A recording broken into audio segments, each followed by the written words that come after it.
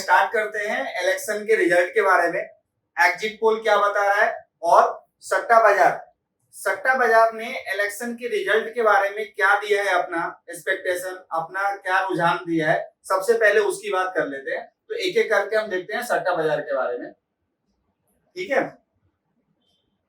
तो पहले देखो आप सट्टा बाजार में आ जाते हैं। फालोदी सट्टा बाजार जिसने कांग्रेस को 117, इंडिया गठबंधन को 246, बीजेपी को केवल 209 सीट और एनडीए को 253 सीट दे रहा है।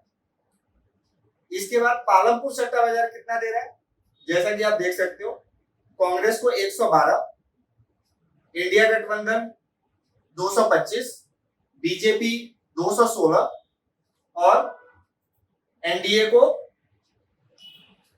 247 सीट, ठीक है। ये दो सट्टा बाजार हो गया। बात करते हैं तीसरे की, करनाल सट्टा बाजार, जो कि काफी फेमस सट्टा बाजार है। करनाल सट्टा बाजार भी, करनाल सट्टा बाजार ने कांग्रेस को 108 सीट, इंडिया गठबंधन को 231 सीट, बीजेपी को 235 सीट और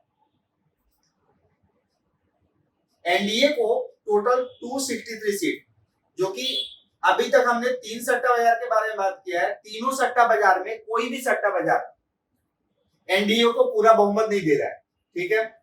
सारे के सारे 272 जो नंबर है बहुमत का नंबर, उससे कम बता रहा है। इसके बाद बात करेंगे बहोरी सट्टा बाजार का। बहोरी सट्टा बाजार कांग्रेस को 115 सीट, इंडिया गठबंधन को 212 सीट, बीजेपी को 227 और ये भी एनडीए को पूरा बहुमत नहीं दे रहा। ये भी बता रहे हैं कितना, 255 सीट एनडीए को बता रहा है, राइट। अब आगे बात करते हैं। इसके अलावा टोटल हमने 10 सट्टा बाजार का हमारे पास आंकड़े हैं। 10 सट्टा बाजार ने हमें दिखाया है, एक एक करके मैं आपको बताता हूं। इसके बाद बेलगम सट्टा बाजार, बेलगम सट्टा बाजार ने क्या बताया, कांग्रेस को 120 सीट, इंडिया गठबंधन टोटल 230, बीजेपी को ये भी 223 और एनडीए को 265, 265 सीट। ये भी पूरे बहुमत से कितना आ रहा है, पूरे बहुमत से आ रहा है 7 सीट कम। 272 का जो आंकड़ा है उस 272 के आंकड़े से 7 सीट कम बता रहा है। इसके बाद बात करेंगे कोलकाता सट्टा बाजार की। कोलकाता सट्टा बाजार कांग्रेस को दे रहा है 128 सीट, इंडिया गठबंधन को दे रहा है 228 सीट, बीजेपी को 218 सीट और एनडीए को टोटल 261, यानी ये भी बहुमत के आंकड़े से पीछे रह गया है। इसके बाद बात करेंगे विजयवाड़ा सट्टा बाजार। विजयवाड़ा सट्टा बाजार क्या बता रहा है, जैसा कि आप देख रहे हो, कांग्रेस को 121, 121 सीट, इंडिया गठबंधन को टोटल कितना दे रहा है, 237 सीट इंडिया गठबंधन को, बीजेपी को 224 सीट, एनडीए को टोटल 251, यानी ये भी बहुमत के आंकड़े से 21 सीट कम बता रहा है। इंदौर सराफा सट्टा बाजार क्या बता रहा है, कांग्रेस को 94 सीट, इंडिया गठबंधन को कितना, 180 टोटल, बीजेपी को 260 और एनडीए को 283। यानी अभी तक हमने जितने भी सट्टा बाजार की बात करी है उसमें सिर्फ इंदौर सराफा जो सट्टा बाजार है, सिर्फ इंदौर सराफा सट्टा बाजार ने एनडीए को पूरा बहुमत दिया है, राइट। अब बात करेंगे आगे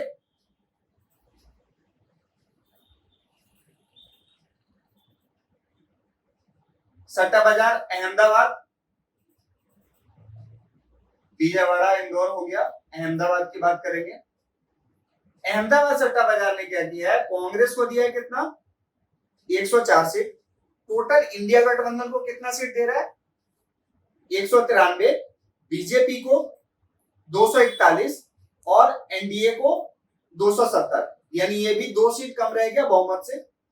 सूरत मागोबी सट्टा बाजार, कांग्रेस को 96, इंडिया गठबंधन को 186, बीजेपी को 247 और एनडीए को 282। 2 सट्टा बाजार सिर्फ ऐसा रहा है, सूरत और इंदौर, जिसने एनडीए को पूरा बहुमत दिया है। इसके अलावा जितने भी सट्टा बाजार है, टोटल 10 सट्टा बाजार का हमने आपको बताया आंकड़ा, ये 10 के 10 एनडीए को बहुमत नहीं दे रहे हैं, ठीक है। अब हम इसका राउंड फिगर कर लेते हैं। हमारा एक अपना अलग गणित है, हम सारे नंबर का सभी सट्टा बाजार का हमने एक एवरेज आउट कर लिया, एवरेज निकाल लिया, राइट। अब एवरेज तो आपको पता ही होगा एवरेज कैसे निकालते हैं। हमने सबको ऐड किया और उसके बाद जितने भी सट्टा बाजार थे उसे डिवाइड कर दिया। सबके नंबर का एवरेज जो आ रहा है 263 का नंबर आ रहा है एनडीए का, जिसमें बीजेपी का कितना आ रहा है 230 का नंबर आ रहा है बीजेपी का। इंडिया गठबंधन का नंबर आ रहा है 217 का और कांग्रेस का नंबर आ रहा है 111 सीट। तो अभी तक जो हम बात कर रहे थे पूरा का पूरा सट्टा बाजार का बात कर रहे थे, जो पिछले 2-3 दिन पहले इन्होंने अपना एक डेटा रिलीज किया था कि इनकी एक एक्सपेक्टेशन है कि बीजेपी, एनडीए, इंडिया गठबंधन और कांग्रेस इनको कितनी सीटें मिल रही है इलेक्शन में, ठीक है। तो ये बात हो गई किसकी, सट्टा बाजार की, ठीक है। तो एवरेज आउट करके हमने सट्टा बाजार का एक आंकड़ा निकाल लिया। अब जैसे कि आप लोग देख रहे हैं पूरा का पूरा एग्जिट पोल आज 1 जून है और एग्जिट पोल पूरा का पूरा आ गया है। हमने लगभग जो भी एग्जिट पोल, जो मेजर एग्जिट पोल है, हमने सबका एक एवरेज निकाला है। सबका एवरेज निकाल के हमने एक डेटा कलेक्ट किया है कि पूरा का पूरा एग्जिट पोल क्या शो कर रहा है। तो एग्जिट पोल आपको समझ में आ रहा है ना धनीराम जी, पूरा एग्जिट पोल? जी सर। जी सर। तो देखो अब हमने सट्टा बाजार की बात कर ली, अब हम क्या बात करेंगे, अब हम बात करने वाले हैं आज के एग्जिट पोल की, ठीक है। कितनी सीटें आ रही है एग्जिट पोल के हिसाब से, ठीक है। तो आगे देखें, सट्टा बाजार के बाद एग्जिट पोल की बात करें आज। हाँ जी सर। तो अब आ जाते हैं हम अपने एवरेज पे। जो भी प्रमुख टीवी चैनल हैं, जो भी सर्वे है पूरे ऑल ओवर इंडिया की, जैसे कि आपको पता ही होगा, है ना, सबका एवरेज जो हमने निकाला है, तो यहाँ पे बहुत चौंकाने वाला आंकड़ा देखने को मिल रहा है। बहुत ही अलग आंकड़े देखने को मिल रहे हैं। हमने सबका एवरेज निकाला तो सट्टा बाजार से बिल्कुल उलट जो आंकड़ा आ रहा है, आप देख सकते हो यहाँ पे जो आंकड़ा आ रहा है सट्टा बाजार से बिल्कुल उलट आ रहा है। वो कितना आ रहा है 360, 360 सीटें मिलने वाली है एनडीए को, यानी फुल फ्लैश बीजेपी अपना गवर्नमेंट बनाने जा रही है। एनडीए का पूरा एनडीए का गवर्नमेंट बन रहा है, ठीक है। ये कौन बता रहा है, ये सभी टीवी के मेन जो एग्जिट पोल है, सभी टीवी चैनल के, उनका एवरेज मैंने निकाला है, ठीक है। जिसमें बीजेपी को कितनी सीटें दे रहे हैं लोग, ओवरऑल बीजेपी को 300 सीटें लोग दे रहे हैं। यानी अगर बात करें सिर्फ सिंगल पार्टी मैंडेट की, तो सिंगल पार्टी बीजेपी पूरा का पूरा जो कि 272 का आंकड़ा है उसको पार करते हुए दिख रही है एग्जिट पोल में, जैसा कि 2019 में हुआ था, ठीक है। और इंडिया गठबंधन को केवल और केवल सभी एग्जिट पोल मिलके जो एवरेज नंबर दे रहे हैं 183 के आसपास का एवरेज नंबर दे रहे हैं, ठीक है।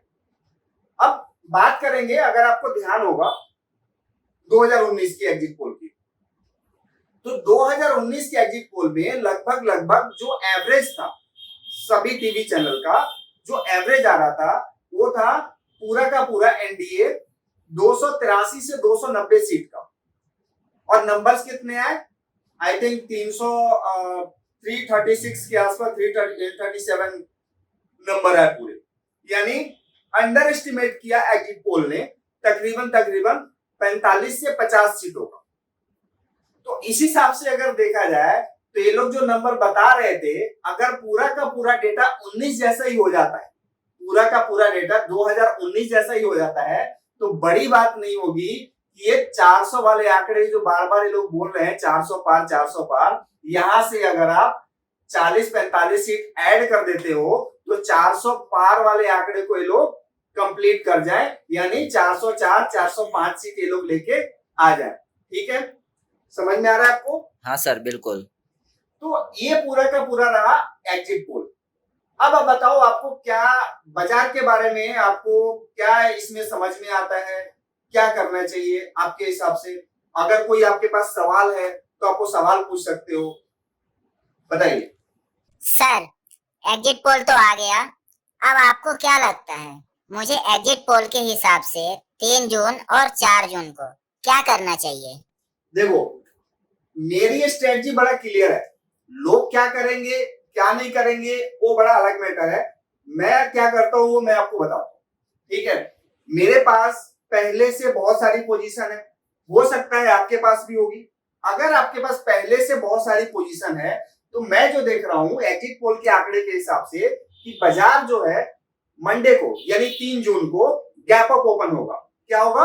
गैप अप ओपनिंग हो सकती है। और अगर 3 जून को मार्केट गैप अप ओपनिंग होती है और एग्जिट पोल के हिसाब से मुझे उम्मीद है कि फर्स्ट हाफ और सेकंड हाफ दोनों हाफ पे एक छोटा छोटा प्रॉफिट बुकिंग आएगा और तेजी रहने वाली है। तो मेरा सजेशन तो ये है कि पूरा नहीं तो एटलीस्ट 50% जो आपके पास शेयर है जो कि अच्छे प्रॉफिट में आ रहे हैं तो 50% आप क्या करो, प्रॉफिट बुक कर लो। पार्ट प्रॉफिट आप उसको बुक करना चाहिए और पैसा फ्री रखना चाहिए इलेक्शन रिजल्ट के बाद का। 4 तारीख के बाद क्या मार्केट में मोमेंटम आता है उसके हिसाब से पूरा का पूरा पैसा आप पहले अपने पास पैसा फ्री रखो। देखो लेकिन होना क्या है आप समझ रहे हो, रिजल्ट के बाद अभी सबने जो मेन बड़ा प्लेयर है जिसको लोग ऑपरेटर बोलते हैं या बड़े प्लेयर बोलते हैं उन्होंने ही पोजीशन बनाई होगी, आंकड़े वो भी देख रहे हैं।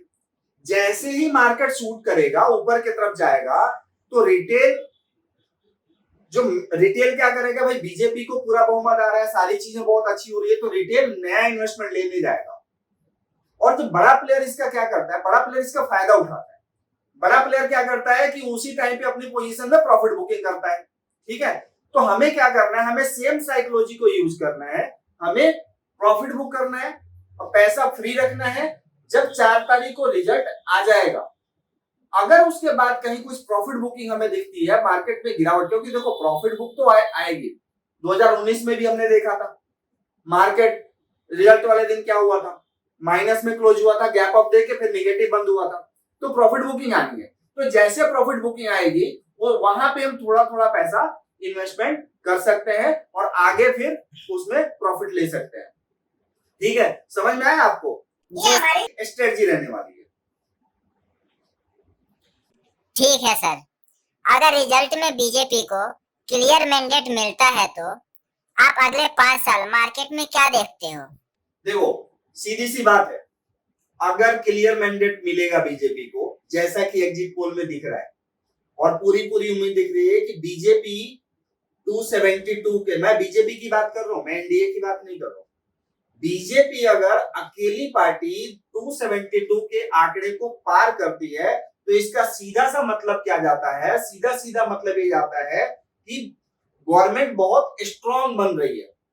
और किसी भी कंट्री में अगर गवर्नमेंट स्ट्रांग बनती है तो उस कंट्री के इकोनॉमी के लिए बहुत अच्छा होता है। तो आने वाले टाइम पे इंडियन इकोनॉमी बहुत मजबूत होने वाली है अगले 5 साल में। अब सीधी सी बात है, इंडियन इकोनॉमी अगर मजबूत होगी तो डायरेक्टली कनेक्ट किससे होगा, डायरेक्टली कनेक्ट होगा स्टॉक मार्केट से। यानी स्टॉक मार्केट में आने वाले 5 साल में एक बहुत अच्छा बुल रन देखने को मिल सकता है। राइट, समझ में आया आपको? जी सर। तो बुल रन स्टॉक मार्केट में बहुत अच्छा देखने को मिल सकता है। तो बहुत सारी अपॉर्चुनिटी अगर जैसा कि एग्जिट पोल में दिख रहा है अगर ऐसा ही हो रहा है तो बहुत अच्छी अपॉर्चुनिटी एक इन्वेस्टर को, एक ट्रेडर को मिलने वाला है अगले 5 साल। सर आपको क्या लगता है कौन सा सेक्टर अच्छा परफॉर्म कर सकता है? देखो अगर बात करें सेक्टर की, ठीक है, तो सेक्टर में अगर कोई भी कंट्री जब डेवलप होती है तो सेक्टर सबसे ज्यादा उसको क्या जरूरत पड़ेगा, सबसे पहले रियल्टी इंफ्रास्ट्रक्चर और रियल्टी कंट्री को अपना बहुत मजबूत करना पड़ेगा। ठीक है, तो 2 सेक्टर ये इंफ्रास्ट्रक्चर रियल्टी यहाँ पे आ गया। और क्या मजबूत होना चाहिए, अब जैसे कि आपको देख रहे हो फ्लेवर में क्या चल रहा है, ग्रीन एनर्जी, सोलर, ये सारी चीजें चल रही है तो ये सेक्टर पूरा मजबूत रहने वाला है। प्लस दूसरा इस गवर्नमेंट का सबसे ज्यादा फोकस रहने वाला रहता है, कहां पे रहता है, डिफेंस सेक्टर में। डिफेंस सेक्टर बहुत अच्छा करने वाला है। ठीक है, इंडस्ट्री बहुत अच्छी ग्रोथ करने वाली है सभी की सभी। ठीक है, तो ये सारे सेक्टर, ऑटो सेक्टर में बहुत अच्छा बूम आ सकता है जो कि ऑलरेडी पहले भी चल रहा है लेकिन आगे बहुत अच्छा बूम आ सकता है।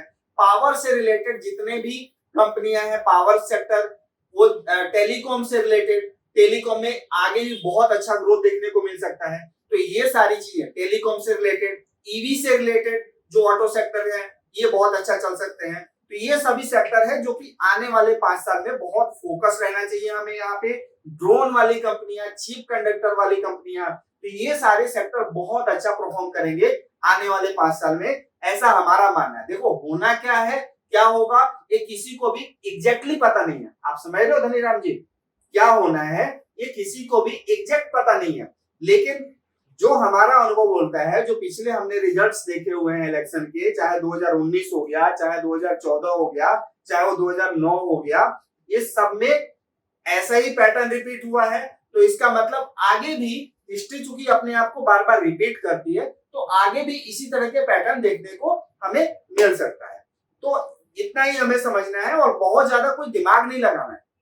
जैसा जैसा होते जाए बाजार में, जो जो रिजल्ट आते जाए, वैसा वैसा आपको डिसीजन लेते जाना है। बहुत ज्यादा कंफ्यूजन करने की जरूरत ही नहीं है, क्योंकि देखो एक रिटेल इन्वेस्टर के पास, आप हो, मैं हूं, हमारे पास क्या है, पैसा लिमिटेड है ना। तो हमें बहुत ज्यादा दिमाग लगाएंगे, बहुत ज्यादा कंफ्यूजन में घुसेंगे तो फिर दिक्कत आएगी। तो हमें क्लियर कट 2-4 चीजें देखनी है। और जब भी बाजार करेक्शन देता है, पैसा कब लगाना है मैं आपको बताऊं, लॉन्ग टर्म में। देखो ट्रेडर कभी भी कुछ भी कर सकता है, बट आपको पैसा कब लगाना है, आपको जब भी बाजार में गिरावट दिखे, करेक्शन आए, वहां पे पैसा लगाना है। बिल्कुल भागते भागते गैप अप में कूदना नहीं है। गिरावट का इंतजार करो, मौके बहुत मिलेंगे, क्योंकि जिन्होंने खरीदा है वो प्रॉफिट बुक जरूर करेंगे, प्रॉफिट बुक करेंगे, वहां पे मौके मिलेंगे, वहां पे पैसा थोड़ा थोड़ा करके लगाना है, एक बार में पैसा नहीं लगाना है। तो अभी इलेक्शन का, एग्जिट पोल का मोटा मोटा यही स्ट्रेटजी हम लोग यूज करने वाले हैं। तो आप लोग भी देखते रहो, समझते रहो, और मिलते हैं फिर मंडे को धमाकेदार स्टॉक मार्केट की ओपनिंग के साथ। Thank you thank you so much sir.